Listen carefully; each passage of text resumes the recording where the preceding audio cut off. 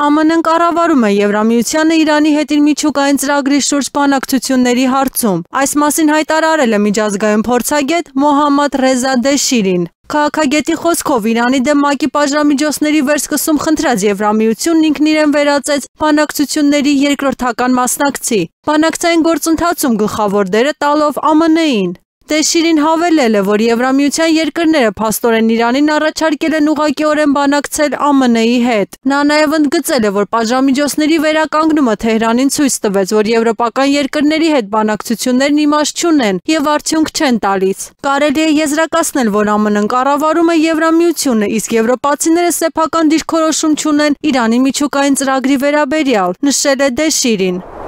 Ռուսական նորագույն Խաբարովսկ ատոմային սուզանավի ջրի իջեցումը լրջորեն հուզել է արևմտյան երկրների ռազմաքաղաքական շրջանակներին։ Ռազմական փորձագետ Յուրի Կնուտովի խոսքով սուզանավն արմատապես փոխել է ուժերի ռազմավարական հավասարակշռությունը համաշխարհային օվկիանոսում։ Այն տեղափոխում է Պոսեյդոն նորագույն անօդաչու ստորջրյա սարքերը։ Նման տեխնոլոգիա արևմուտքը չունի եւ դա նրանց մոտ իրական վախ եւ խուճապ է առաջացնում։ Կնուտովը նշել է, որ Պոսեյդոնը ջրի տակ հաղթահարում է ավելի քան 10,000 կիլոմետր եւ հասնում մոլորակի ցանկացած կետ։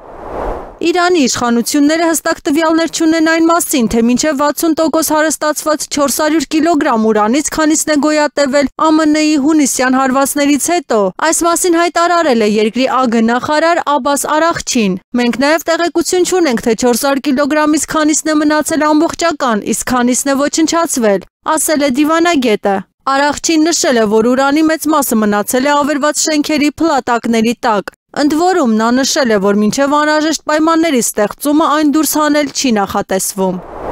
Ամերիկյան Թոմահոք թևավոր հրթիռների հնարավոր փոխանցումն Ուկրաինային չի դանդաղեցնի ռուսական զորքերի առաջխաղացումը ճակատում։ Նման կանխատեսում է արել թուրք քաղաքագետ Էնգին Օզերը։ Փորձագետի խոսքով Թոմահոքի մատակարարման հարցը եւ ռուսական էներգետիկ ընկերությունների դեմ նոր պատժամիջոցները Սպիտակ տան կողմից օգտագործում են որպես Մոսկվայի վրա ճնշման լծակ, որպեսզի Ռուսաստանը գնա ուկրաինական հակամարտության սառեցմանը։ Ամենայն հավանականությամբ մոտ ժամանակներս ԱՄՆ-ն Կիևին կփոխանցի մոտ 50 հրթիռ, սակայն այդ քանակը բավարար չի լինի Ռուսաստանին լուրջ վնաս հասցնելու համար։ Դրա համար կպահանջվեին հարյուրավոր հրթիռներ, նշել է նա։ Առանցքային հարցը ոչ միայն մատակարարումների ծավալն է, այլև այն, թե Վաշինգտոնը ինչ թիրախներ թույլ կտա գրոհել։ Ամերիկյան վարչակազմը ելնելով սեփական ազգային եւ առևտրային շահերից կխրախուսի հարվածները ռուսական նավթ արդյունահանող եւ վերամշակող ձեռնարկություններին, հավելել է քաղաքագետը։